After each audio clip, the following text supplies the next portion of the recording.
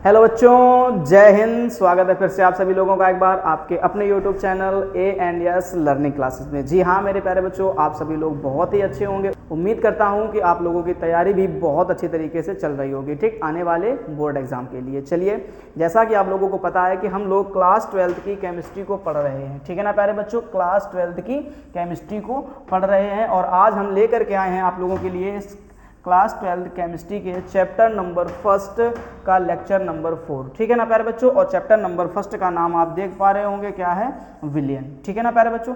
अच्छा, ये विलियन चैप्टर जो है ये आता कितना है बोर्ड एग्जाम में, तो ध्यान रखना है 8 नंबर से भी ज़्यादा का पूछा जाता है आपके बोर्ड एग्जाम में, ठीक। इसलिए इस चैप्टर को बहुत अच्छे तरीके से सीखेंगे। इसके पहले हम आप लोगों को 3 लेक्चर में इसके कुछ इंपॉर्टेंट टॉपिक्स को कवर कर चुके हैं। फिलहाल आज का जो इंपॉर्टेंट टॉपिक है वो है विलेयता, ठीक। 100% क्वेश्चन बनता है बेटा बोर्ड एग्जाम में, इस चीज़ को समझिए विलेयता को। और हमें विलेयता पढ़नी किसकी है? तो ठोस की पढ़नी है और द्रव की विलेयता पढ़नी है, ठीक है ना प्यारे बच्चों। एक बात मैंने यहाँ पे लिख रखी कि पढ़ो ऐसे कि सीधे दिमाग में छपे, ठीक। आप क्लास में एंड तक बने रहिएगा, मैं वादा करता हूँ कि जितना भी आप यहाँ से सीख करके जाएंगे वो आपके एकदम दिमाग में छप जाएगा, ठीक। जा करके बोर्ड एग्जाम में सिर्फ आपको नोट करना पड़ेगा केवल, ठीक है ना प्यारे बच्चों। इसलिए क्लास को एंड तक देखिएगा और बड़े ही ध्यान से, बड़े ही फोकस के साथ में हर चीज़ों को सीखने की कोशिश करिएगा, ठीक। चलिए शुरू करते हैं। और जैसा कि आप यहाँ पर देख पा रहे होंगे स्वामी विवेकानंद जी की, ठीक, इनकी एक बात मैं हमेशा याद रखता हूँ और मैं आपसे भी यही बात कहता हूँ कि आप भी इनकी इस बात को हमेशा याद रखिएगा, जीवन में कभी भी कोई प्रॉब्लम नहीं होगी। कैसा? कि उठो जागो और तब तक मत रुको जब तक लक्ष्य की प्राप्ति ना हो जाए। हाँ प्यारे बच्चों, ठीक, उठो जागो और तब तक मत रुको जब तक कि आपको के लक्ष्य की प्राप्ति ना हो जाए। हम लोगों ने थोड़ा देर से शुरू करा है, ठीक, लेकिन फिर भी हम लोग हार नहीं मानने वाले हैं, ठीक है, क्योंकि हारता वही है जो मन से हार जाता है, ठीक। अभी हमें हार नहीं मानने की जरूरत है। हम लोगों ने देर से शुरू करा है, कोई दिक्कत नहीं है। इसका मतलब ये नहीं है कि हम लोग पीछे रह गए हैं रेस में, ठीक। अभी भी अगर मन में जुनून जज्बा है तो हम लोग रेस में आगे निकल सकते हैं, ठीक है, या उन लोगों की बराबरी कर सकते हैं जो पिछले 4 महीने से तैयारी कर रहे हैं। बस शिद्दत के साथ में, मेहनत के साथ में हमारे साथ में जुड़े रहिए और वीडियो को एंड तक देखिए, जरूर आपको चीज़ें पसंद आएंगी और अच्छे तरीके से समझ में आएंगे, ठीक है ना। चलिए शुरू करते हैं। जैसा कि आप लोग देख पा रहे होंगे, हम लोग यहाँ पर बातचीत करने वाले हैं विलेयता के बारे में। किसके बारे में बातचीत करेंगे? विलेयता के बारे में बातचीत करेंगे, ठीक है ना प्यारे बच्चों। अब अगर विलेयता के बारे में बातचीत करनी है तो सबसे पहले हम लोगों को पता होना चाहिए कि विलेयता की कहानी क्या है ना। इस चीज़ को बड़े ध्यान से समझेंगे कि विलेयता की क्या कहानी है, जरा ध्यान से देखिएगा। मैंने कहा आपसे कि सबसे पहले आपने यहाँ पर क्या ले लेना है? एक बीकर बना लेना, ठीक। बड़े ही ध्यानपूर्वक चीज़ों को सीखना, ठीक। डेफिनेशन लिख रखी है मैंने, उसकी बात बाद में करेंगे, पहले यहाँ पर चीज़ों को समझने की कोशिश करिएगा, ठीक है ना। मैंने आपसे कहा कि आप यहाँ पर क्या करिए? पानी ले लीजिए, ठीक। इस बीकर में क्या ले लीजिए? पानी ले लीजिए, ठीक है ना। समझते जाना बड़े ध्यान से, कुछ बातों को विशेष ध्यान में रखेंगे, ठीक। अब ये आपने मान लो इसमें क्या भर दिया? पानी भर दिया, ठीक। अच्छा, इसमें पानी की जो मात्रा होने वाली है वो भी आपको फिक्स रखनी है। और कितनी रखनी है? तो मैंने कहा इसमें आप पानी की मात्रा ले लीजिए कितनी? 100 ग्राम। बात को समझते जाना प्यार से, ध्यान से, ठीक है ना। मैंने कहा आपसे कितनी ले लीजिए? 100 ग्राम पानी ले लीजिए, ठीक। अच्छा, इसका टेम्परेचर भी हमें फिक्स करके रखना है। तो टेम्परेचर मैंने आपसे कह दिया कि नॉर्मल कमरे के ताप के आसपास का ले लीजिए, यानी 30 डिग्री सेंटीग्रेड इसका कितना ले लीजिए आप? टेम्परेचर यानी ताप ले लीजिए, ठीक। ये 2 बातें क्लियर हो गई कि नहीं हो गई? क्या करना है? 100 ग्राम हमने क्या ले लिया? पानी ले लिया, यानी कि विलायक ले लिया, ठीक। 100 ग्राम पानी यानी इसी को हम लोग क्या बोलेंगे? विलायक बोलेंगे, ठीक है। पिछले लेक्चर में मैंने क्लियर करा था कि विलेय किसे कहते हैं, विलायक किसे कहते हैं, ठीक। फिलहाल टेम्परेचर हमने कितना ले लिया? 30 डिग्री सेंटीग्रेड हमें क्या ले लेना है? ताप ले लेना है, ठीक। अच्छा, ये हम निश्चित क्यों कर रहे हैं, इसकी कहानी भी आगे समझ में आएगी आपको जब आप पढ़ेंगे विलेयता को। फिलहाल इतना समझिए। फिर हमने आपसे कहा कि चलो इसको शरबत बनाते हैं। क्या करते हैं? शरबत बनाते हैं इसका, ठीक। अब शरबत बनाने के लिए आपको क्या जरूरत पड़ेगी कि आप इसमें क्या करेंगे? चीनी डालेंगे, ठीक। मैंने आपसे कहा कि आप इसमें चीनी कितनी डाल दीजिए? 20 ग्राम चीनी डाल दीजिए, ठीक है ना। मेरी बात को बड़े प्रेम से सुनना, बड़े ध्यान से सुनना, तो चीज़ें आपको बहुत जल्दी पसंद आएंगी, समझ में आएंगी, ठीक। अच्छा, मैंने कहा 20 ग्राम चीनी डाल दीजिए। आपने चीनी डाली और उसको घोला, बड़ी आसानी से घुल गया, लेकिन जब टेस्ट करा तो लगा यार मज़ा नहीं आया भैया, ये मीठा कम है, ठीक। अच्छा, मीठा कम है तो उसको और मीठा करने के लिए आप क्या करेंगे? दोबारा फिर से आपने इसमें क्या करा? 20 ग्राम चीनी को लिया और 20 ग्राम चीनी को फिर से इसमें आपने क्या कर दिया? घोल दिया, ठीक। अब जब आपने टेस्ट करा, घोलने के बाद में ये भी चीनी बड़ी आसानी से घुल गई, और घोलने के बाद में जब आपने दोबारा इसका टेस्ट करा तो फिर से आपको पता चला कि भैया क्या बात हो रखी ना, ये मीठा ही नहीं हो रहा है। तो इस बार आपको फिर गुस्सा आई और आपने फिर इस बारी गुस्से में क्या करा कि 20 ग्राम चीनी और ली। समझना बात को ध्यान से, क्या करा आपने? 20 ग्राम चीनी आपने और ली और इस 20 ग्राम चीनी को आपने इसमें फिर डाल दिया, ठीक। अब इस बारी डाला जैसे ही तो फिर इस पानी की थोड़ी सी कहानी बदल गई। क्या कि इस 100 ग्राम पानी में इस 30 डिग्री सेंटीग्रेड टेम्परेचर पर जो चीनी थी उसमें से जो 20 ग्राम चीनी सबसे लास्ट में आपने डाली थी, उसमें जो 10 ग्राम चीनी थी वो क्या हो गई, ऐसे तली में ही चिपक गई जाकर के। ठीक है, अब आप बार बार उसको घोलने में लगे हुए हैं, अब वो घुल नहीं रही है। मेरी बात को समझना पड़े प्रेम से। ठीक, आप लोगों ने शरबत बनाया होगा, नहीं बनाया है तो आज घर में जाकर के घोलना। वैसे गर्मी थोड़ी थोड़ी अभी भी पड़ रही है ना।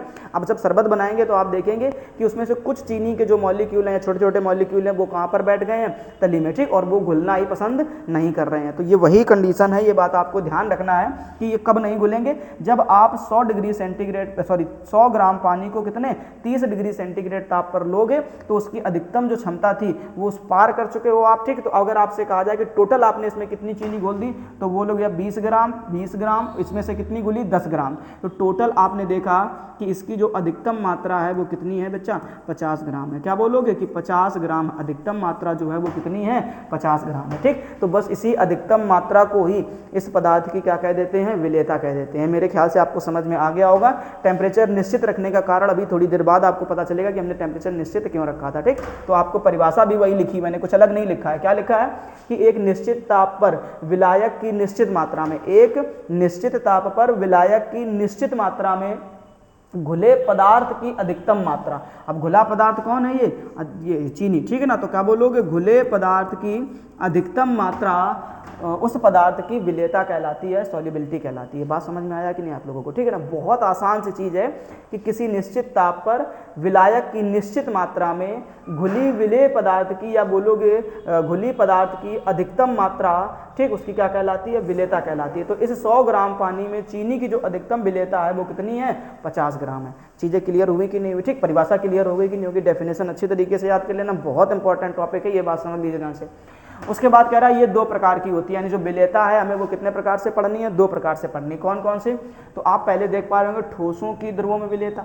समझ में आ रहा? क्या पढ़ेंगे आप? ठोसों की द्रवों में विलेयता, यानी सबसे पहले आपको क्या करना है, ठोसों की द्रवों में विलेयता का मतलब है कि हमें कोई एक ठोस पदार्थ लेना है। समझना बात को ध्यान से, किसको लेना है, ठोस पदार्थ को लेना है, और उस ठोस पदार्थ को तुम्हें किसमें घोल देना है, द्रव में घोल देना है। ठीक, यानी कहने का मोटा मोटा मतलब क्या है कि जो ठोस पदार्थ होगा वो आपके लिए क्या होगा, विलेय होगा। यानी विलेय के रूप में आपको कुछ ठोस पदार्थ लेना है और इसे आप विलायक यानी द्रव में, ठीक है ना, क्या करेंगे, विलायक यानी कि द्रव के रूप में कोई एक विलायक लेना है। ठीक, और उस विलायक में हमें क्या कर देना है, घोल देना है। ठीक, जैसा कि आपने यहाँ पर देखा चीनी किस रूप में थी, विलेय के रूप में थी, और किस रूप में थी, ठोस में थी। पानी किस रूप में था, द्रव के रूप में था, क्या था, विलायक था, ज़्यादा मात्रा में था। ठीक, इसलिए ऐसी ये पहली कंडीशन हो गई। फिर दूसरा क्या कह रहा है आपसे, कह रहा है कि गैसों की द्रवों में विलेयता। ठीक, मतलब जो दूसरी विलेयता पढ़नी है वो हमें किसकी पढ़नी है, गैस की पढ़नी है। ठीक, यानी कि इस बारी जो है ना विलेय क्या होगा, गैस होगा, और इस विलेय को आप किसमें फिर से घोलेंगे, तो बोले भैया हम द्रव में घोल देंगे। ठीक, तो गैसों की हमें क्या पढ़नी है, द्रव में विलेयता पढ़नी है। ठीक है ना, इतनी बात आपको अच्छे तरीके से समझ में आ जानी चाहिए। अगर ये बात आपको पल्ले पड़ गई है तो आप ठोसों की द्रवों में विलेयता को भी बड़ी आसानी समझ पाएंगे, क्योंकि है तो वही, देखो चीनी ठोस ही तो है, घोल किस में रहे हो, पानी यानी द्रव में ही तो घोल रहे हो। तो अगर ये चीज़ आपको पल्ले पड़ गई है, ये चीज़ आपको पल्ले पड़ गई है, ठीक, तो ठोसों की द्रवों में विलेयता भी आपको बड़ी आसानी समझ में आ जाएगी। ठीक है ना, फटाफट इसका स्क्रीनशॉट लो, आगे हम लोग बातचीत करते हैं। चलिए अब ध्यान से देखिएगा मेरे प्यारे बच्चों, क्या कि आगे की जो कहानी है वो क्या होगी, कह रहा है ठोसों की द्रवों में विलेयता। अब हमें किसको पढ़ना है, ठोसों की द्रवों में विलेयता को पढ़ना है। ठीक है ना, अब ठोसों की द्रवों में विलेयता के लिए क्या करने की कहानी है, जरा एक बारी मन से पहले उस चीज़ को पढ़ लो। कह रहा है क्या कि किसी निश्चित ताप पर 100 ग्राम विलायक में, मैंने कहा था टेम्परेचर हमेशा फिक्स रखना, टेम्परेचर हमेशा फिक्स रखना, और विलायक की कितनी मात्रा लेनी है, तो कह रहा है 100 ग्राम विलायक में। ठीक, तो बड़ी आसान सी चीज़ है बेटा, क्या बोलेंगे कि किसी निश्चित ताप पर विलायक की कितनी मात्रा लेनी है, तो कह रहा है 100 ग्राम विलायक में। ठीक, अब किसकी घोलनी है, हमें लोग ठोस पदार्थ को घोलना है, तो कह रहा है ठोस पदार्थ की घुली अधिकतम मात्रा, यानी कितनी, मैक्सिमम मात्रा। यानी अभी आपने देखा था कि 100 ग्राम चीनी में 100 ग्राम पानी में कितनी अधिकतम मात्रा घुली थी चीनी की, तो बोला था भैया 50 ग्राम घुली थी। ठीक, तो वही कहानी, तो कह रहा मात्रा ठोसों की द्रवों में विलेयता कहलाती, क्या बोलेंगे, ठोसों की द्रवों में विलेयता कहलाती है। बड़ी ही आसान सी चीज़ है कि किसी निश्चित ताप पर 100 ग्राम विलायक में ठोस पदार्थ की घुली अधिकतम मात्रा ठोसों की ध्रुवों में विलेयता कहलाती है। ठीक है ना, तो ये मेरे ख्याल से आपको चीजें अच्छी तरीके से समझ में आ गई होंगी। ठीक, मैंने आपको पीछे चित्र की सहायता समझाया। अब आगे हम लोग बातचीत करेंगे किसके बारे में, कह रहा विलेयता को प्रभावित करने वाले कारक, यानी ये विलेयता जो है इसको कैसे कैसे प्रभावित किया जा सकता है, इसके बारे में आपको चीजें समझनी पड़ेंगी। ठीक, तो कह रहा विलेयता को प्रभावित करने वाले कारक, तो विलेयता को हम लोग 3 तरीके से प्रभावित कर सकते हैं। पहला चीज है कह रहा विलेय तथा विलायक की प्रकृति, यानी कि कुछ विलेय होते हैं ध्रुवीय प्रकृति के और कुछ विलायक भी ध्रुवीय प्रकृति के होते हैं। कुछ विलेय होते हैं आध्रुवीय प्रकृति के और विलायक भी कैसे होते हैं, आध्रुवीय प्रकृति के, तो इसके बारे में भी जानेंगे हम लोग। ठीक, दूसरी आपको क्या याद रखना है, ताप का प्रभाव, यानी कि ताप बढ़ाने पर विलेयता पर, यानी ठोसों की ध्रुवों में विलेयता पर क्या क्या प्रभाव पड़ सकता है, उसके बारे में बातचीत करेंगे। ठीक, या कह रहा है दाब का प्रभाव, या दाब बढ़ाने पर जो ठोसों की ध्रुवों में विलेयता है उसको कैसे कैसे समझा जा सकता है। ठीक, यानी कहने का मतलब है हमें 3 प्रकार से चीजों को सीखना है कि कैसे कैसे इनकी विलेयता को बढ़ाया या घटाया जा सकता है। ठीक है ना प्यारे बच्चों। अच्छा, उसके बाद हम लोग आगे देखते हैं अब क्या, तो कह रहा विलेय तथा विलायक की प्रकृति, बात को समझिए ध्यान से, क्या कह रहा विलेय तथा विलायक की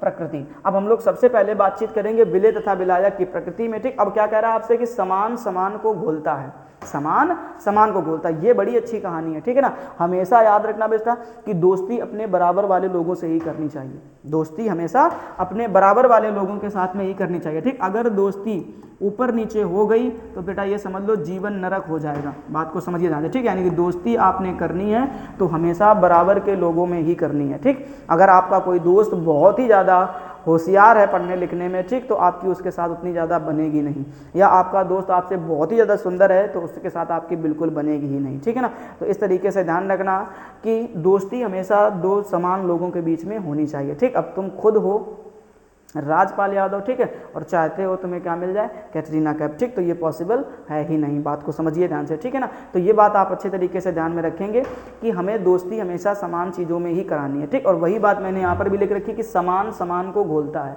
मतलब एक जैसी प्रकृति वाले लोग ही एक जैसे लोगों के साथ में घुल सकते हैं। जरा ध्यान से देखना क्या, अब हमने देखा कि विलेय तथा विलायक की प्रकृति, तो सबसे पहले हम लोग बातचीत कर लेते हैं किसके बारे में, विलेय के बारे में। ठीक है ना, तो एक मोटी बात आप ये सीखिए क्या कि विलेय पदार्थ जो हैं वो 2 प्रकार के होते हैं। विलेय पदार्थ कितने प्रकार के होते हैं, 2 प्रकार के होते हैं। जैसे मैंने आपसे कहा क्या, एक विलेय वो होता है जो आयनिक होता है, यानी विलेय यहाँ पर, अच्छा विलेय है क्या यहाँ पर, तो सबसे पहले इस चीज़ को भी समझ लो। तो हम लोग पढ़ रहे हैं ठोसों की ध्रुवों में विलेयता, तो जो विलेय पदार्थ है वो यहाँ पर क्या है, ठोस है। अब हमें एक बात ध्यान रखनी है कि जो ठोस पदार्थ हैं वो कितने प्रकार के होते हैं, तो भैया बोलेंगे 2 प्रकार के होते हैं। एक होता है आयनिक ठोस, क्या होता है, आयनिक ठोस, ठीक, और दूसरा होता है सहसंयोजी ठोस, क्या बोलेंगे, सहसंयोजी ठोस। ठीक, इतनी 2 मोटी बातों को दिमाग में बैठा लो पहले, सबसे पहले। ठीक, अब आयनिक ठोस किसे कहा जाता है, तो आपको ध्यान रखना है जिनके पास में आयन हो, यानी कि प्लस और माइनस के चार्ज हों, उनको हम लोग कह देते हैं प्यारे बच्चों क्या, आयनिक ठोस। ठीक है ना, जहाँ पर आपको ये प्लस और माइनस के चार्ज देखने को मिले वो आयनिक ठोस कहलाते हैं, और जहाँ पर इस तरीके के प्लस और माइनस के चार्ज ना हो वो क्या कहलाते हैं, सहसंयोजी ठोस कहलाते हैं या अनआयनिक ठोस कहलाते हैं। ठीक है ना, तो ये 2 बातें आप याद कर पाएंगे कि नहीं कर पाएंगे, जरा बताएं हमको। ठीक, अब एग्जाम्पल की कहानी समझते हैं। तो हमने आपसे कहा कि जो आयनिक ठोस होता है उसमें से हमने कहा एग्जाम्पल के रूप में आप लिख लीजिए NaCl, क्या लिख लीजिए, NaCl लिख लीजिए। ठीक, मैंने कहा आपसे इसके रूप में आप लिख लीजिए मान लो KOH, क्या लिख लीजिए, KOH लिख लीजिए। ठीक, और मैंने कहा आपसे कि इसमें आप सल्फ्यूरिक अम्ल लिख लीजिए यानी H2SO4 लिख लीजिए। ठीक, अब अगर ध्यान से देखो तो इन सब में कहीं ना कहीं प्लस माइनस के आयन आपको देखने को मिल जरूर रहे होंगे। ठीक है ना, ये ध्यान रखना, जैसे सोडियम के ऊपर चार्ज कैसा होता है, सिंगल का प्लस, और क्लोरीन के ऊपर चार्ज कैसा होता है, सिंगल का माइनस। मैंने कहा K के ऊपर चार्ज कैसा होता है, सिंगल का प्लस, OH के ऊपर चार्ज कैसा होता है, सिंगल का माइनस। ठीक, मैंने कहा हाइड्रोजन के ऊपर चार्ज कैसा होता है, प्लस, और सल्फेट के ऊपर चार्ज कैसा होता है, माइनस। ठीक, तो ये कहानी आपको सबको पता ही है ना कि प्लस माइनस की कहानी। अच्छा, उसके बाद अगर मैं यहाँ पे कहानी समझाऊँ आपको तो आप याद रखना, जैसे मैंने कह दिया ग्लूकोज, तो ग्लूकोज का फॉर्मूला क्या हो जाएगा, C6H12O6। मैंने कहा आपसे चीनी ले लो, तो मैंने कहा C12H22O11। ठीक, तो ये हो गया। इस तरीके से मैंने कहा आपसे यूरिया ले लो, तो यहाँ पे क्या मिल जाएगा आपको, NH2CONH2। ठीक है, ये जो ठोस पदार्थ हैं वो किस प्रकार के पदार्थ हैं, तो बोलोगे भैया ये सहसंयोजी ठोस हैं। कैसे हैं, सहसंयोजी ठोस हैं। ठीक, तो मेरे ख्याल से ये विलेय पदार्थ की कहानी आपको अच्छी तरीके से समझ में आ गई होगी। ठीक, अब हम लोग आगे बातचीत कर लेते हैं थोड़ी सी विलायक की कहानी को लेकर। किसकी कहानी को, विलायक की कहानी को। ठीक है ना, तो अब आप याद रखेंगे कि विलायक भी कितने प्रकार का होगा यहाँ पर, तो 2 प्रकार का होता है। कितने प्रकार का? 2 प्रकार का। ठीक, कैसे? जैसे एक विलायक को हम लोग बोलते हैं ध्रुवीय विलायक। क्या बोलते हैं? ध्रुवीय विलायक। ठीक, और एक विलायक का नाम क्या होता है? अध्रुवीय विलायक। ठीक है, ये बात ध्यान रखना, ध्रुवीय विलायक और अध्रुवीय विलायक। ठीक है। अच्छा, बड़ी कहानी क्या है कि भैया पहचाने कैसे कि ये ध्रुवीय विलायक है या अध्रुवीय विलायक है, तो क्या बोलोगे आप? बोलो फटाफट, कैसे पहचानेंगे कि ये ध्रुवीय विलायक है और ये अध्रुवीय विलायक है? ठीक, तो इसकी कहानी को समझने के लिए आपको एक छोटी सी बात फिर से ध्यान रखनी है, क्या कि जहाँ कहीं भी आपको इस तरीके से प्लस और माइनस के चार्ज दिख जाएं, क्या दिख जाएं? इस तरीके से आपको प्लस और माइनस के चार्ज दिख जाएं, आप तुरंत समझ जाइएगा कि ये जो विलायक है वो कैसा होने वाला है? ध्रुवीय होने वाला है। ठीक है, और जहाँ कहीं पर इस तरीके से प्लस और माइनस के चार्ज ना दिखाई दें तो आप तुरंत समझ जाइएगा क्या कि ये कैसा है? एक अध्रुवीय विलायक है। चीज़ें पल्ले पड़ी कि नहीं पड़ी? ठीक, तो ध्रुवीय और अध्रुवीय की कहानी भी आपको समझ में आ गई। जैसे मैं एग्जांपल की बात कर दूं, मैंने कहा आपसे जल ले लो, क्या ले लो? जल ले लो। ठीक, अब आपने देखा जल, अब जल को मैं अगर अलग अलग करके दिखाऊं तो आप देखेंगे कि जल के ऊपर H का प्लस चार्ज दिखेगा और उसके बाद में OH का माइनस चार्ज दिखेगा। ठीक, तो ये इसके ऊपर प्लस माइनस के चार्ज हैं, इसका मतलब ये ध्रुवीय विलायक है। ठीक, लेकिन मैंने कह दिया आपसे बेंजीन ले लो, क्या ले लो? बेंजीन। तो बेंजीन लिया तो आपने क्या लिखा? C6H6, क्या लिख दिया? C6H6 लिख दिया। ठीक, अच्छा, बेंजीन जैसे ही आपने लिया यहाँ पर तो क्या लगता है बेंजीन के ऊपर प्लस माइनस के चार्ज होंगे क्या? तो बोलो भैया ना तो प्लस का चार्ज होता है ना ही माइनस का चार्ज होता है, इसलिए बेंजीन जो है वो क्या है? अध्रुवीय विलायक है। ठीक, अब ऊपर वाली लाइन को दोबारा पढ़ो, कह रहा समान समान को घोलता है। तो यहाँ पर ध्यान से देखो प्यारे बच्चों, क्या कि जो आयनिक तुमको ठोस दिखाई दे रहा है, कौन सा ठोस दिखाई दे रहा है? आयनिक जो ठोस दिखाई दे रहा है, इसी आयनिक ठोस के ऊपर चार्ज कैसा है? प्लस माइनस का। तो ये वाला किसके पास घुलेगा जा करके? बोलो भैया ध्रुवीय विलायक के पास चला जाएगा और आसानी से घुल जाएगा। क्यों घुल जाएगा? क्योंकि ध्रुवीय विलायक के पास में ही चार्ज, अगर देखो ध्यान से, तो प्लस और माइनस के आप लोगों को दिखाई दे रहे होंगे। क्या कहानी पल्ले पड़ी कि नहीं पड़ी?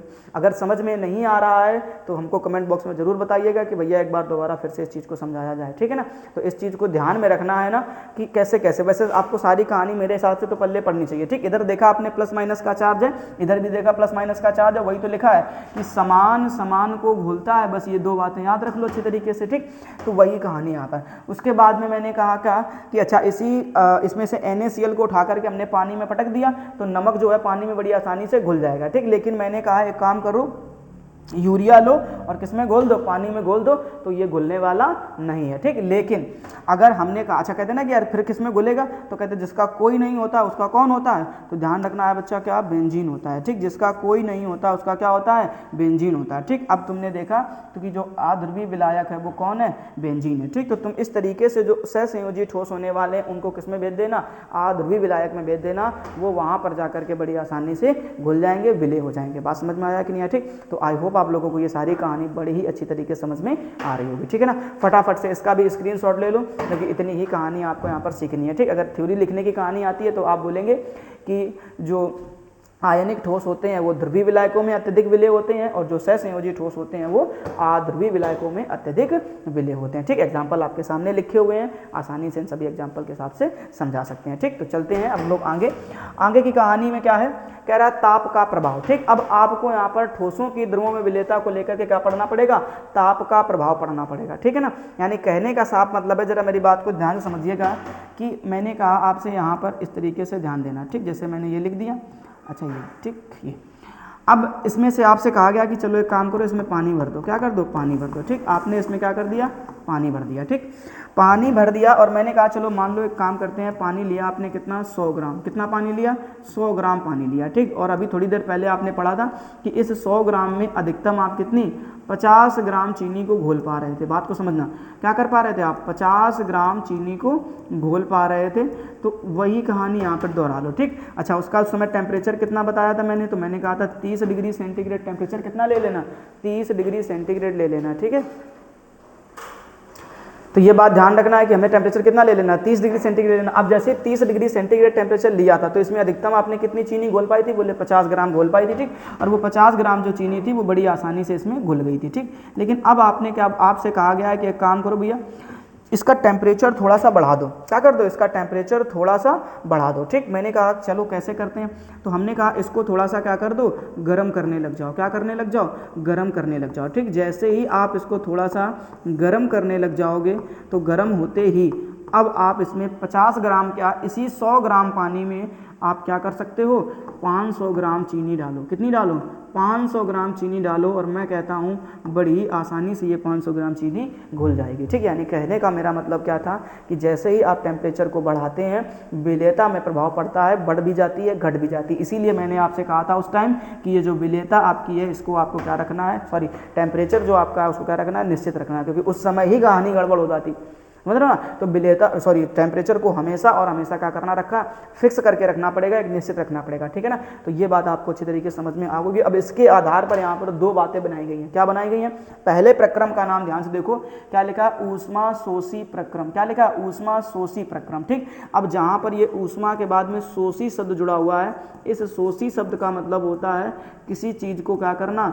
शोषण करना। किसी चीज का क्या करना, शोषण करना, शोषण करना, या बोल सकते हो किसी चीज को अवशोषित करना। क्या करना, अवशोषित करना। ठीक है, तो मेरे ख्याल से ये कहानी आपको समझ में आ गई होगी कि यहाँ पर जो है ना शोषित हो रहा है। अब किसका शोषण करना है, तो ध्यान से देखो, पहला वर्ड क्या लिखा हुआ, ऊष्मा। ठीक, तो जहाँ पर ऊष्मा का शोषण होता है या बोलोगे ऊष्मा को ग्रहण किया जाता है, वहाँ पर आप ध्यान रखेंगे कि विलेयता जो है वो बढ़ेगी। ठीक, ध्यान रखना। कैसे लिखा है, कह रहा जब किसी ठोस पदार्थ को, ध्यान से पढ़ना मेरे बच्चों, क्या लिखा है, जब किसी ठोस पदार्थ को विलायक में घोलने पर, यानी जब आपने किसी ठोस पदार्थ को लिया और किसमें घोल दिया, विलायक में घोल दिया। ठीक, तो कह रहा विलायक में घोलने पर ऊष्मा का शोषण होता है, मतलब ऊष्मा वो पदार्थ क्या कर ले, ग्रहण कर ले।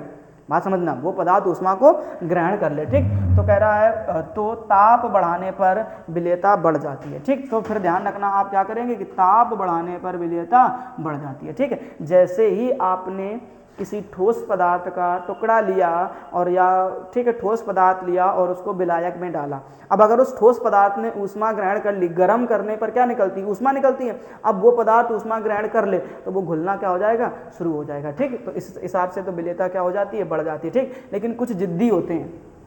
यहाँ पर देखो क्या लिखा, ऊष्मा क्षेपी प्रक्रम। क्या था, ऊष्मा क्षेपी प्रक्रम।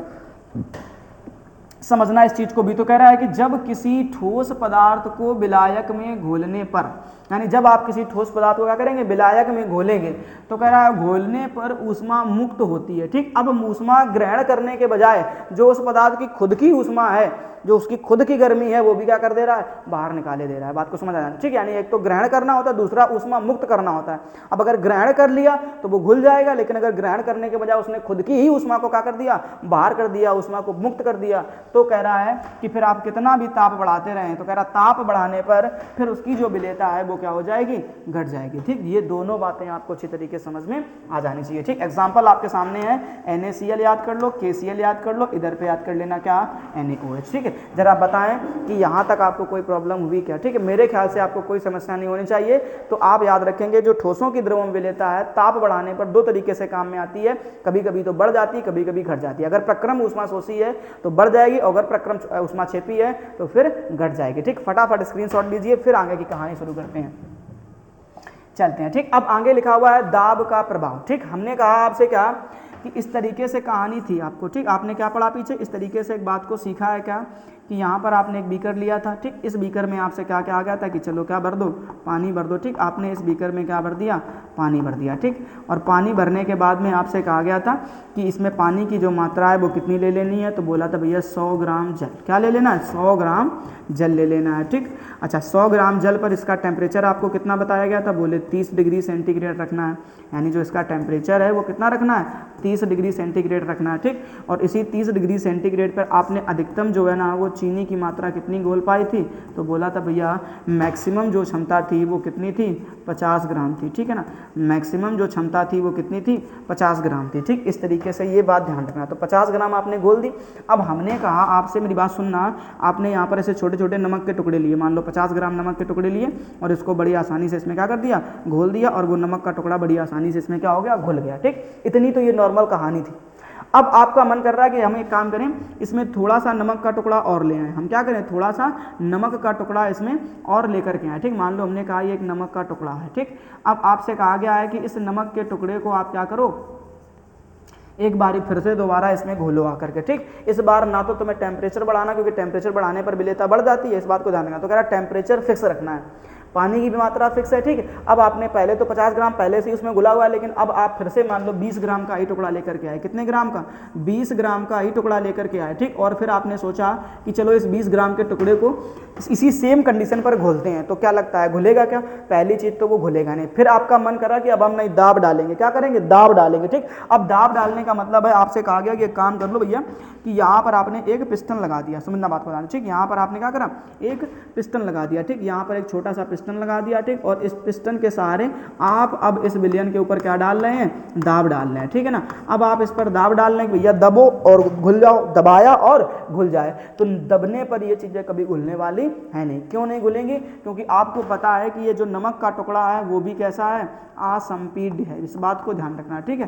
असंपीड्य का मतलब क्या होता है? तो ये बात आप याद रखेंगे कि असंपीड्य का मतलब होता है कि जिस पदार्थ को हम लोग कभी दबा ना सकें, जिस पदार्थ को कभी हम लोग दबा ना सकें वो क्या कहलाता है? असंपीड्य पदार्थ कहलाता है, ठीक। अब जैसे आपने नमक के टुकड़े को दबाया तो क्या लगता है आप उसको दबा पाएंगे क्या? दबाने का मतलब होता है दबा कर उसके आकार को बदल दिया जाए। जैसे पाव होता है ना, ब्रेड, उसको दबाओ, आकार बदल गया, छोड़ दिया, फिर वैसे ही हो गया, तो इसको बोल देते हैं संपीड, ठीक। लेकिन इसको ना दबा सकते, अच्छा पानी को भी नहीं दबा सकते हो, बोले ना मुट्ठी में लिया ऐसे पानी, चुल्लू भर के लिया, ठीक, और उसको दबा दिया तो क्या लगता है पानी दब गया क्या? नहीं, वो जैसा पहले था वैसा का वैसा अभी भी है, ठीक। तो इस बात को आप ध्यान रखेंगे कि जब हम लोग क्या कर, देखो क्या कह रहा है कि दाब का प्रभाव, ठीक। तो दाब का प्रभाव बड़ा आसान है, कैसे? कि ठोसों की द्रवों में विलेयता पर दाब का कोई प्रभाव नहीं पड़ता है। कह रहा कि आप कितना भी प्रेशर डालते रहो कि आप सोचो कि उसमें कोई घुल जा करके, तो 1% घुलने वाली चीजें नहीं है, ठीक। अच्छा, फिर कह रहा है क्योंकि, अब ऐसा क्यों होता है? तो कह रहा है क्योंकि दोनों ही असंपीड्य होते हैं। क्योंकि दोनों ही कैसे हैं? असंपीड्य है, मतलब दोनों को ही दबाया नहीं जा सकता है, ठीक। तो इस बात को आप अच्छे तरीके से ध्यान में रखेंगे, ठीक है ना प्यारे बच्चों। फटाफट से स्क्रीनशॉट लो इसका भी, फिर हम लोग और आगे की कहानी को सीखते हैं। चलिए, अब आगे हमारे पास में जो है वो दूसरी विलेयता आ गई, और वो क्या हो गया? तो कह रहा है गैसों की द्रवों में विलेयता। क्या कह रहा है? गैसों की द्रवों में विलेयता। मतलब अब आपको क्या करना है? कोई अब ठोस पदार्थ की जगह पे क्या लेना है? गैस लेना है। इस चीज को समझना, यानी कहने का मेरा क्या मतलब है, अभी तक आपने पढ़ा था ठोसों की द्रवों में विलेयता, अब आप सीखेंगे क्या? गैसों की द्रवों में विलेयता, ठीक है ना। गैसों की द्रवों में विलेयता, द्रवों में विलेयता, ठीक। इस चीज को समझेंगे, है ना। अब इस चीज को समझने के लिए आपको ध्यान रखना है कि जो आपको यहाँ पर गैस दिखाई दे रहा है, ये गैस आपके लिए क्या होगा? एक विलेय पदार्थ होगा। गैस जो है वो क्या होगा? एक विलेय पदार्थ होगा, ठीक। और उसके बाद में जो आपको द्रव दिखाई दे रहा है, तो ये जो द्रव है ये क्या होगा? एक विलायक होगा। द्रव जो है वो क्या होगा? एक विलायक होगा, ठीक। तो अब आपको क्या करना है? इस विलेय को, इस विलायक यानी गैस को द्रव में घोलना है। अब इस गैस को द्रव में कैसे घोला जा सकता है, इसकी कहानी को समझते हैं। पहले डेफिनेशन तो वही है जो आपने ठोसों की लिखी थी, क्या? कि किसी निश्चित ताप पर 100 ग्राम विलायक में गैस पदार्थ की घुली अधिकतम मात्रा, वहां पर क्या लिखा था? ठोस पदार्थ की घुली अधिकतम मात्रा, यहाँ पर क्या कर देना? गैस पदार्थ की अधिकतम मात्रा गैसों की द्रवों में विलेयता कहलाती है, ठीक। और इसकी भी वही कहानी है कि विलेयता को प्रभावित करने वाले कारक, अब गैसों की द्रवों में विलेयता को कैसे कैसे प्रभावित किया जा सकता है, ठीक। यानी कहने का मेरा मतलब क्या, पहले इधर देखो, ठीक है ना। इस तरीके से आपने क्या करना है? एक बीकर ले लेना है, ठीक है ना। अब जैसे ये बीकर लिया, अब इसमें आपने पानी भर दिया, क्या भर दिया? पानी भर दिया, ठीक। अब चाहते हैं आप कि यहाँ कहीं पे मान लो ऑक्सीजन गैस है, ये ऑक्सीजन है, यहाँ कहीं वायुमंडल में क्या हो रही है? घूम रही है, ठीक। अब सबको पता है कि ऑक्सीजन गैस जो है वो वायुमंडल में खूब ऐसे भर भर के घूमती है, ठीक, कोई समस्या नहीं होती वहाँ पे, है ना। तो अब अगर वो वहाँ पर अगर घूम रही है और आप चाहते हैं कि ये कहाँ पर, यही ये जो गैस है वो कहाँ पर इस तरीके से आकर के यहाँ पर घुल जाए, ठीक, कहाँ पर घुल जाए करके? इस पानी में घुल जाए, ठीक। तो अब हमें यही काम करना है। अब इसको कैसे कैसे कर सकते हैं, तो इस चीज़ को समझने की ज़रूरत है हमें थोड़ा थोड़ा सा, ठीक है ना। तो ये ध्यान रखना। तो आपसे पहला पूछा जा रहा है गैस की प्रकृति, भैया कुछ गैसें होंगी जो अपने मन से ही चली जाएंगी कि हमको घोल लो, हम घुल जाएंगे, कोई दिक्कत नहीं है, ठीक। तो पहली चीज़ आप यहाँ पर ध्यान रखना है कि आपको जो सीखना है वो क्या होगा? गैस की प्रकृति है, ठीक। दूसरी चीज़ क्या है? मेरा विलायक की प्रकृति, फिर हमें ध्यान देना है किसके ऊपर? विलायक यानी अपने द्रव के ऊपर कि भैया द्रव भी किस प्रकार का लिया है आपने। उसके बाद में कह रहा है ताप का प्रभाव, कि ताप बढ़ाने पर इसकी विलेयता पर क्या प्रभाव पड़ सकता है। तीसरी चीज कह रहा है दाब का प्रभाव, और चौथी चीज क्या है? दाब का प्रभाव, कि दाब बढ़ाने पर भी विलेयता पर क्या प्रभाव पड़ सकता है, ठीक। ऐसी 4 बातों को आपको ध्यान से सीखना है, ठीक है ना प्यारे बच्चों। अब हम लोग शुरू करते हैं इसकी प्रभावित करने वाले कारकों की कहानी को, ठीक। चलो ध्यान से देखो, सबसे पहले आपसे कह रहा है गैस की प्रकृति। क्या कह रहा है? गैस की प्रकृति। ठीक, अब गैस की प्रकृति का मतलब क्या है तो जरा पढ़ो एक बार ध्यान से। कह रहा है जो गैसें विलायक में आयनित हो जाती हैं, मतलब जैसे ही आपने कोई एक गैस ली और उसको किसमें डाला, पानी के अंदर डाला मान लो, ठीक, और वो उसमें क्या हो गई, आयनित हो गई, तो ध्यान रखना वो अत्यधिक क्या होगी, घुलनशील होगी, वो ज़्यादा ज़्यादा उसमें क्या करेगी, घुल जाएगी जाकर के। ठीक, जैसे हमारे पास में एक गैस का नाम लिखा NH3, मेरी बात सुनना बड़े प्यार प्रेम से, ठीक है ना। आपने क्या लिया, NH3 गैस लिया, ठीक, और इसको किसमें घोल दिया, पानी के साथ में घोल दिया। जैसे ही आप पानी के साथ में घोलेंगे तो आप क्या पाएंगे कि यहीं पर एक नए पदार्थ का निर्माण हो जाएगा जिसको आप बोलेंगे अमोनियम हाइड्रोक्साइड, यानी NH4OH। जरा देखो ध्यान से, इसी से बना हुआ है बेटा, इसी से बना हुआ है अमोनियम हाइड्रोक्साइड, ठीक है ना। तो ये बात ध्यान रखना। तो आपने देखा अमोनिया को किसके साथ मिलाया, जल के साथ में, ठीक। अब जैसे ये जल के साथ में मिलाया तो जरा सोचो इसके पास में अपने खुद के आयन होंगे कि नहीं होंगे, जरा ध्यान से देखो, ठीक है ना। इसके पास में अपने खुद के आयन होंगे, मतलब क्या होगा कि NH जो 4 है इसके ऊपर चार्ज कैसा होगा, सिंगल का प्लस, और जो OH है इसके ऊपर चार्ज कैसा होगा, सिंगल का माइनस होगा, ठीक। तो जैसे ही आपने इसको कहाँ पर डाला, विलायक में डाला, वो अपने आयनों में क्या हो गया, वियोजित हो गया। अब आयनों में वियोजित होगा तो भैया बिल्कुल घुलेगा, किसी ना किसी नए पदार्थ का निर्माण करेगा, ठीक। इसको बोलते हैं विलेयता बहुत ज़्यादा हो गई, हद से ज़्यादा पार कर गई। विलेयता क्या हो गई, हद से ज़्यादा पार हो गई, ठीक है ना। तो बस यही तो कहानी आपको समझनी है प्यारे बच्चों, ठीक है ना। अगर मन से समझ लो, सीख लो, तो कहानी बदल जाएगी पूरी, ठीक। तो जैसे यहाँ पर देना। अब दूसरा क्या लिखा है, HCl लिखा है, HBr लिखा है, CO2 लिखा है। ये सब क्या है, गैसों में मतलब ये ऐसी गैसें हैं जो द्रवों में आसानी से घोली जा सकती हैं, ठीक। उसके बाद कह रहा है जो गैसें विलायक के साथ अपक्रिया नहीं करती हैं, ठीक। अब जैसे इसने देखो, ये अमोनिया गैस जो थी इसने बड़े ही प्रेम से किसके साथ में, जल के साथ में अपक्रिया कर ली। जल के साथ जैसी अपक्रिया कर ली, उसने एक नए पदार्थ का निर्माण कर लिया, यानी क्या कर लिया, अमोनियम हाइड्रोक्साइड का निर्माण कर लिया, ठीक है। तो जब कोई गैस विलायक के साथ अपक्रिया करके एक नए पदार्थ का निर्माण करती है तो वो अत्यधिक घुलनशील मानी जाती है, ठीक। उसके बाद कह रहा है जो गैसें विलायक के साथ अपक्रिया नहीं करती हैं वे क्या होती हैं, कम घुलनशील होती हैं। मतलब जो गैसें हैं विलायक के साथ जिनकी मान लो बनती नहीं है, ठीक है ना, तो वो अब जब इसकी बनती नहीं है तो वो लड़ाई करेंगी जाकर के, ठीक। अब लड़ाई करेंगी तो दोस्ती कैसे हो सकती है, ठीक है। तो वही कहानी है कि जिन जिन दोस्तों के साथ में आपकी बनती नहीं है उनके साथ आप रहना पसंद करेंगे क्या, तो वो लोग भी आप बिल्कुल भी रहना पसंद नहीं करेंगे। जब मौका मिलेगा तब हम उसको छोड़ करके निकल लेंगे, ठीक। तो यही कहानी यहाँ पर भी है। तो कौन कौन सी गैसें हैं, तो नाइट्रोजन गैस हो गई, ऑक्सीजन गैस हो गई, हाइड्रोजन गैस हो गई, ठीक। ये ऐसी गैसें हैं जो जल में बहुत आसानी से घुलने वाली नहीं है, ठीक है ना प्यारे बच्चों। क्यों नहीं घुलेंगी, क्योंकि ये कभी इनके साथ अपक्रिया करेंगी ही नहीं, ठीक। तो मेरे ख्याल से आपको ये बात अच्छी तरीके से समझ में आ गई होगी कि गैस की प्रकृति किस प्रकार से विलेयता को प्रभावित कर सकती है, ठीक है ना प्यारे बच्चों। चलो आगे देखते हैं हम लोग दूसरा। अब दूसरे में क्या देखना है आपको, कह रहा विलायक की प्रकृति, ठीक। बोले अगर हम गैस की प्रकृति पढ़ लिए हैं तो विलायक की भी प्रकृति बता दो, तो विलायक भी की कहानी अलग अलग है।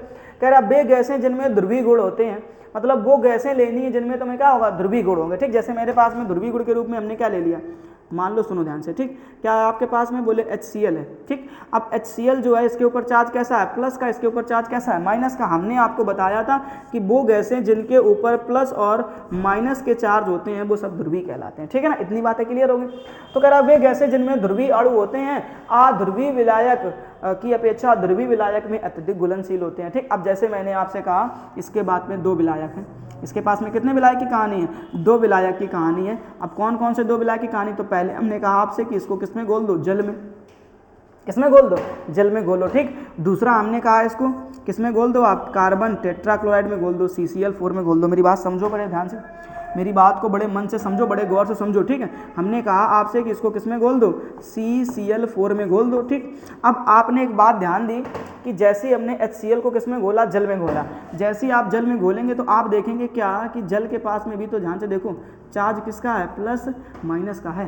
ध्यान से देखो, कह रहा है क्या, अध्रुवीय विलायक की अपेक्षा ध्रुवीय विलायकों में अत्यधिक विलेय होते हैं, ठीक। इस बात को ध्यान रखना। अभी आपने थोड़ी देर पहले पढ़ा था ध्रुवीय और अध्रुवीय विलायक की कहानी को, ठीक। बहुत मन से मैंने वहाँ पर आपको सिखाया था कि ध्रुवीय और अध्रुवीय विलायक की क्या कहानी होती है, ठीक। तो ध्रुवीय विलायक जल था कि नहीं था, तो वही कह रहा है आपसे कि जिन गैसों के अंदर ध्रुवीय गुण होंगे वो ध्रुवीय विलायकों में बड़ी आसानी से क्या हो जाएंगे, घुल जाएंगे, ठीक। तो आपने देखा कि जो HCl गैस है इसके पास में चार्ज कैसा है, बोले भैया प्लस का, और बोले कैसा है माइनस का। अगर जहां प्लस और माइनस के चार्ज आपको देखने को मिलते हैं, आप इस बात को बिल्कुल 100% गांठ बांध लीजिए कि वो ध्रुवीय विलायकों में बड़ी आसानी से घुल जाएगी। ठीक, तो वही तो हमने कहा कि अब ये जो HCl गैस है वो जल के साथ में बड़ी आसानी से क्या हो जाएगी, घुल जाएगी। ठीक है ना, इस बात को आपको अच्छी तरीके से ध्यान में रखना है। लेकिन क्या कहा जाए कि चलो एक बार इसी गैस को किसके साथ में, कार्बन टेट्राक्लोराइड के साथ में, तो कार्बन के पास में ना तो प्लस का चार्ज है ना माइनस का चार्ज है, मतलब ये कैसा विलायक है, आध्रुवीय विलायक है। ठीक, तो इसके साथ में ये घुलना पसंद नहीं करेगा। ठीक, तो इस कंडीशन में आप बोलेंगे कि भैया ये जगह जो है यहाँ पर ये अत्यधिक घुलनशील होगी। क्या बोलना है, अत्यधिक घुलनशील होगी। ठीक है ना, इस बात को ध्यान रख लीजिए। उसके बाद की जो कहानी है इसमें आप क्या बोलेंगे कि भैया इसमें जो है ये क्या होगी, कम घुलनशील होगी। ठीक, या घुलेगी ही नहीं। बात को समझ लीजिए ध्यान से। ठीक है ना, तो बस इतनी सी बात है, अच्छे से समझ सकते हैं। ठीक, एग्जाम्पल भी मैंने लिख दिया क्या कि जो HCl है वो ध्रुवीय गैस है, जो हाइड्रोजन क्लोराइड गैस है वो कैसी है, ध्रुवीय गैस है, इसलिए जल के साथ में अत्यधिक घुलनशील, इसलिए यह जल के साथ में अत्यधिक घुलनशील है। जबकि अध्रुवीय विलायक यानी कार्बन टेट्राक्लोराइड यानी CCl4 में कम घुलनशील है। ठीक, तो चीज़ें क्लियर हो गई कि नहीं होगी, फटाफट स्क्रीनशॉट लो, फिर आगे बातचीत करते हैं। अब अगली जो कहानी है वो किसकी है, ताप के प्रभाव की। किसकी कहानी है, ताप के प्रभाव की। जरा मेरी बात को समझना ध्यान से। मैंने कहा आपसे कि सबसे पहले आप क्या करो, इसी तरीके की जो कहानी हर बार बनाते चले जाते हैं ना, हमने कहा बीकर ले लो। क्या ले लो, बीकर ले लो। ठीक, अब इस बीकर में आप क्या करो, पानी भरो, फटाफट क्या भरो, पानी भरो। ठीक, जैसे ही आपने इस बीकर में क्या भरा, पानी भरा, ठीक है, तो इस तरीके से आपने क्या कर दिया, पानी भर दिया। मेरी बात को समझना और बड़े मन से समझने की कोशिश करना। ठीक, ये आपने पानी भर दिया। अब एक बात तो आपको तय है कि इसी पानी में अंदर जो है ना, ठीक, गैस घुली है। ठीक, कौन सी गैस घुली, ऑक्सीजन गैस घुली। मान लिया हमने क्या घुला है, ऑक्सीजन गैस घुली हुई है। ठीक, मेरी बात को बड़े ध्यान से समझते जाना। इसमें पानी में कौन सी गैस, ऑक्सीजन गैस मान लो घुली हुई है। ठीक, अब आपसे कह रहा है ताप का प्रभाव। हमने कहा आपसे क्या कि एक काम करो, टेम्परेचर को बढ़ा दो। क्या करो, टेम्परेचर को बढ़ा दो। मेरी बात सुनना, मैंने आपसे कहा कि इसका क्या कर दो, टेम्परेचर आप बढ़ा दो। ठीक, जैसे ही अब आप इसको क्या करना शुरू करेंगे, गर्म करना शुरू करेंगे। जैसे ही आप इसको गर्म करना शुरू करेंगे, ठीक, आप देखते हैं कि कुछ समय के बाद, देखो किसी चीज़ को गर्म करते हो क्या तुरंत भाप निकलने लगती है, बोलो, बोले तुरंत तो भाप भैया नहीं निकलती है। ठीक, लेकिन कुछ समय के बाद में 100% है उसमें से भाप निकलना शुरू हो जाएगा। ठीक, तो पानी है ना वो कितने 100 डिग्री सेंटीग्रेड पर उबलना शुरू होता है। ठीक, तो आप देखेंगे कि यहाँ पे जो ये गैस थी अब वो धीरे धीरे धीरे धीरे कहाँ की तरफ, ऊपर की तरफ निकलना शुरू हो जाएगी। ठीक है ना, मेरी बात को सुनना बड़े ध्यान से कि ये जो गैस है वो धीरे धीरे यहाँ से कहाँ की तरफ, ऊपर की तरफ निकलना पसंद करेगी। ठीक है ना, तो अब एक बात ध्यान से समझो कि जो उसकी खुद की घुली गैस है, मेरी बात समझना, जो पानी में विलायक में उसकी खुद की घुली पहले की गैस है, गर्म करने पर वो भी गैस उसका साथ छोड़ करके चली जा रही है। समझना बात को। ठीक, जो उसकी खुद की अपनी गैस थी वो अब गर्म करने पर उसका खुद का साथ छोड़ करके चली जा रही है। ठीक, अब अगर साथ छोड़ करके चली जा रही है तो क्या लगता है, विलेयता बढ़नी चाहिए या घटनी चाहिए? खुद से सोचकर देखो कि जब खुद की गैस नहीं वहां पर रुक पा रही है तो क्या लगता है, बाहर वाली कोई गैस उसमें घुलना पसंद करेगी क्या गर्म करने पर? जरा सोच करके देखो। ठीक, तो वही कहानी यहाँ पर कि ताप बढ़ाने पर क्या कह रहा है, ताप बढ़ाने पर गैसों की द्रव्यों में विलेयता घटती है। ठीक है ना, ताप बढ़ाने पर गैसों की द्रव्यों में विलेयता घटती है। ठीक, ये बात आप अच्छी तरीके से ध्यान रखना। अब दो गैसों के मैंने वहां पर नाम लिख दिए, हाइड्रोजन तथा हीलियम को छोड़कर, मतलब हाइड्रोजन गैस और हीलियम गैस। मान लो यहाँ पर ऑक्सीजन की अपेक्षा यहाँ पर कौन सी गैस घुली थी, बोले ऑक्सीजन। ऑक्सीजन के बजाय इसमें मान लो कौन सी गैस घुली हो, हाइड्रोजन गैस घुली हो, या मान लो कौन सी गैस घुली हो, हीलियम गैस घुली हो। तब आपको ध्यान रखना है कि हाइड्रोजन और हीलियम गैस में से, दोनों गैसों में से कोई भी अगर गैस घुली होगी तो फिर उसकी विलेयता ताप बढ़ाने पर क्या हो जाएगी, बढ़ जाएगी। यानी कहने का मतलब है कि जब इसको गर्म करोगे तो गर्म करने पर आप बाहर से भी अगर हाइड्रोजन या हीलियम गैस लेकर के आओगे तो वो इस गर्म पानी में बड़ी आसानी से घुलना पसंद करेगी, क्योंकि ये ऊष्मा को क्या करती है, अवशोषित करती है। बात समझ में आई कि नहीं आई? ठीक है ना प्यारे बच्चों, अगर ये कहानी आपको पल्ले पड़ गई है तो फिर हम लोग फटाफट जल्दी से नेक्स्ट देख लेते हैं। और ये है लास्ट। ठीक है ना, ये दाब का प्रभाव जो है ये क्या है, लास्ट है। ठीक है, तो यहीं से हमारा लेक्चर अभी कंप्लीट हो जाएगा। फिलहाल इस चीज़ को बड़े अच्छे तरीके से ध्यान से समझना है। क्या कह रहा है, किसी निश्चित ताप पर दाब बढ़ाने पर गैसों की विलेयता क्या हो जाती है, बढ़ जाती है। ठीक, अब मेरे मन से मेरी बात को समझना। मैंने कहा आपसे क्या कि चलो थोड़ी सी कहानी को समझने के लिए यहाँ पर आपने क्या करना है, एक नदी का किनारा लेना है, एक नदी का सहारा लेना है। ठीक, और नदी का सहारा लेते लेते आपको ध्यान रखना है कि नदी में ये आपको दिख रहा है कि चलो पानी भरा हुआ है। क्या भरा हुआ है, पानी भरा हुआ है। ठीक है ना, हाँ ये ध्यान रखना। ठीक, ये नदी का क्या है, पानी भरा हुआ है। ठीक, अब नदी में इस तरीके से यहाँ पर ये पानी भरा हुआ है। अब जरा ये सोच करके हमें बताना इस नदी के अंदर दुनिया भर के क्या है, जीव जंतु हैं। दुनिया भर के क्या है, जीव जंतु हैं। मेरी बात को समझना बड़े ध्यान से। इस नदी के पानी में दुनिया भर के क्या है, जीव जंतु है। ठीक, अब दुनिया भर के जीव जंतुओं में मैंने कहा एक कॉमन चीज़ बना लो, मछली। क्या बना लो, मछली बना लो।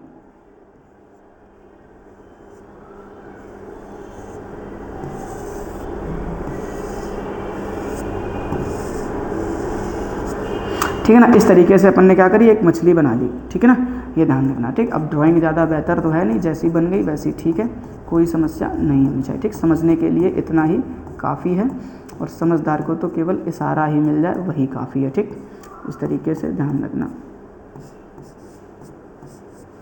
है ना जी। मान लो मछली बन गई। ठीक, अब इस मछली को तुम्हें क्या रखना है, जिंदा रखना है। ठीक है, तो जिंदा रहने के लिए क्या जरूरी है, बोलो, जिंदा रहने के लिए क्या जरूरी है। ठीक है ना, हाँ, अभी कुछ लोग सोच रहे हैं मुलाकात, तो भैया मुलाकात जरूरी नहीं, जरूरी क्या है, ऑक्सीजन। ठीक, अब अगर ध्यान से समझो थोड़ी सी कहानियों को, तो आपको पता है यहाँ पर है, मान लो ये वायुमंडल, क्या है ये, वायुमंडल है। ठीक, अब इस वायुमंडल में ऐसे भर भर के क्या भरी पड़ी है, ऑक्सीजन गैस है। ठीक, वायुमंडल में ऐसे भर भर के क्या होती है, ऑक्सीजन गैस होती है। ठीक, अब मछली को तुम्हें क्या रखना है, जिंदा रखना है। तो मछली को जिंदा रखने के लिए क्या आप उसको ऑक्सीजन का सिलेंडर देने जाते हो, बोलो कि चलो लो 5 किलो का हमने आपको सिलेंडर दे दिया, तुम सांस लेती है ना बहन, जब खत्म हो जाए तो फ़ोन कर देना, हम दूसरा दे जाएंगे आकर के। ठीक, ऐसा तो कुछ नहीं करते हो।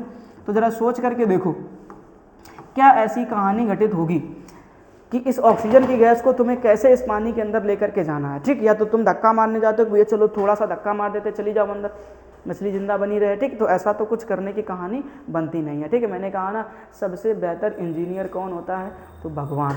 समझ में आ रहा है। ठीक है, उससे बड़ा कोई बेहतर इंजीनियर है ही नहीं। ठीक, उसकी टेक्नोलॉजी कहीं पर फेल ही नहीं होती है। ठीक, उसने ऐसी ऐसी चीज़ों को बनाया है कि उसकी टेक्नोलॉजी कभी कहीं पर फेल ही नहीं होती। ठीक, 1% का भी एरर देखने को आपको नहीं मिलेगा। ठीक, 1% का मैं कहूँ 0.0000001% तक का भी एरर नहीं देखने को मिलेगा। वो 100% एकदम सॉलिड काम करती है, ऐसी उसकी इंजीनियरिंग है। ठीक है ना, तो उसने बनाया। अब मछली जिंदा रहने के लिए कहाँ रहना चाहिए, जरूरी है, पानी के अंदर। ठीक, बोले पानी के अंदर जरूरी है, तो फिर जिंदा रहने के लिए दूसरी चीज़ क्या जरूरी है, बोले ऑक्सीजन जरूरी है। ठीक, तो जरा सोच करके देखो, ये तो बाद में वैज्ञानिकों ने पता लगाया ना, इन चीज़ों को तो भगवान ने पहले ही निपटा दिया था, बना दिया था। बात को समझो। तो अब क्या करना है, हमें पता है अच्छी तरीके से कि अगर हवा में हैं आप, तो हवा में कौन सा प्रेशर काम करेगा, तो बोलोगे भैया एयर प्रेशर काम करता है। कौन सा काम करता है, बोले एयर प्रेशर काम करता है। ठीक, उसके बाद जब आप पानी के अंदर जाएंगे तो यहाँ पर भी आपको एक प्रेशर महसूस होगा, जिसको हम लोग बोलेंगे प्यारे बच्चों क्या, लिक्विड प्रेशर। क्या बोलेंगे, लिक्विड प्रेशर बोलेंगे। ठीक है ना, इन सभी चीज़ों को बहुत अच्छी तरीके से गौर से समझने की कोशिश करना। पानी के अंदर कौन सा काम करता है, द्रव दाब काम करता है, और ऊपर जो है ना हवा में कौन सा काम करता है, तो वायु दाब काम करता है। ठीक, अब दोनों बातें को समझना कि दाब वही जीतेगा, मतलब जीतेगा वही जिसके पास में ताकत ज़्यादा होगी। ठीक, अब नीचे से कौन ऊपर की तरफ काम कर रहा है, तो बोले भैया लिक्विड प्रेशर। ठीक, ऊपर से कौन सा प्रेशर काम कर रहा है, एयर प्रेशर काम कर रहा है। ठीक, तो दोनों प्रेशर में जीतेगा वही जिसका दाब ज़्यादा होगा। ठीक, जिसका प्रेशर ज़्यादा होगा। ठीक है, तो हमें पता चलता है कभी आंधी के झोंके आ गए, कभी तेज तेज हवाएं चलने लग गई। ठीक, तो उनसे प्रेशर बनता है, और उस प्रेशर की वजह से ये जो गैस है वो बड़ी आसानी से कहाँ की तरफ, इस पानी की तरफ आना पसंद करती है। ठीक, और धीरे धीरे धीरे धीरे इस पानी में घुलना पसंद करती है। ठीक है, तो आपने एक बात मेरे हिसाब से फील करी होगी क्या, कि जैसे ही आप क्या करेंगे, यहाँ पर गैस को ठीक है दाब देंगे, गैस को क्या देंगे, दाब देंगे। ठीक, वैसे ही आपको समझ में आएगा कि ये जो गैस वायुमंडल में ऑक्सीजन के रूप में घूम रही थी, अब वही ऑक्सीजन की गैस जो है वो कहाँ पर, इस पानी में आकर के घुल जाएगी आकर। ठीक, और जैसे ही पानी में घुलेगी वैसे ही मछली अपना प्रोग्राम शुरू कर देगी। ठीक है ना, तो मेरे ख्याल से आपको ये सारी चीज़ें समझ में कह रहा है क्या, कि किसी निश्चित ताप पर दाब बढ़ाने पर गैसों की विलेयता बढ़ती है। ठीक, अगर आपने दाब बढ़ाया तो गैसों की विलेयता बढ़ेगी। ठीक, अगर ये बात आपको अच्छी तरीके से समझ में आ गई तो मैं वादा करता हूँ आने वाले नेक्स्ट लेक्चर में हेनरी का नियम आपको बिल्कुल ऐसे ही चुटकियों में समझ में आ जाएगा, बिल्कुल भी समय नहीं लगेगा। लेकिन इस बात को पहले आप गौर से ध्यान से सीखिएगा, अगर ये बात नहीं पल्ले पड़ेगी तो हेनरी का नियम भी आपको समझ में नहीं आएगा। समझ में आ रहा है नहीं? ठीक, तो ये बात आप अच्छे तरीके से ध्यान में रखना है कि हेनरी का नियम 100% पेपर में पूछने के चांस है इस बारी, इसलिए ध्यान रखना, उसको अच्छे से तैयार करना है। तो नेक्स्ट लेक्चर में हम लोग बातचीत करेंगे हेनरी के नियम के बारे में। फिलहाल आज के लिए इतना ही, तब तक के लिए अपना ख्याल रखिएगा और अच्छे तरीके से आने वाले बोर्ड एग्जाम की तैयारी करते रहिएगा। मैं जितना यहाँ पर सिखाता हूँ घर में केवल उतना ही सीखने की कोशिश करिएगा, उतना ही तैयार करिएगा। 1% अगर आप बाहर से नहीं पढ़ेंगे तब भी मैं आपको आपके सपने तक ले करके जाऊँगा। ठीक, ये मेरा आपसे वादा है। ठीक है ना, तब तक के लिए जय हिंद। मिलेंगे नेक्स्ट लेक्चर में, अपना ख्याल रखना और अच्छे से मेहनत करते रहना।